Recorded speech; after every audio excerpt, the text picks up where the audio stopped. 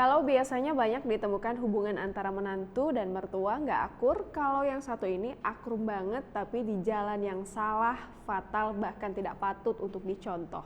Satu keluarga mulai dari ibu, istri, menantu, dan mertua kompak jadi bandar sabu jaringan internasional yang menjual per onsnya 50 juta rupiah.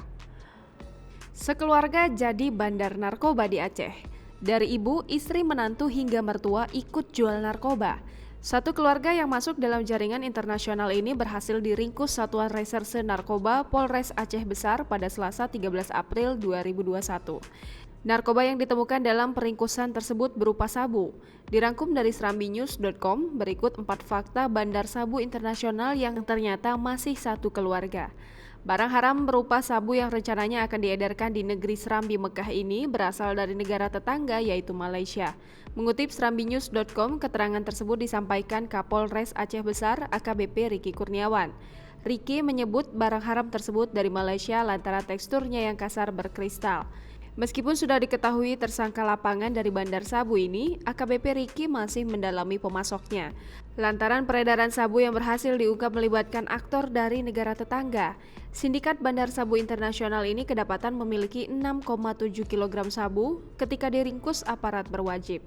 Sabu seberat 6,7 kg tersebut dibawa oleh dua pelaku. Dilansir serambinews.com, pelaku berinisial IN membawa 0,53 kg, sedangkan pelaku berinisial MAR membawa 6,2 kg. Sementara itu, harga jual sabu per onsnya yang keduanya ditawarkan berkisar di antara 40 hingga 50 juta rupiah. Diketahui, sindikat bandar sabu internasional di Aceh tersebut masih satu keluarga, mulai dari ibu, istri, menantu, hingga mertua.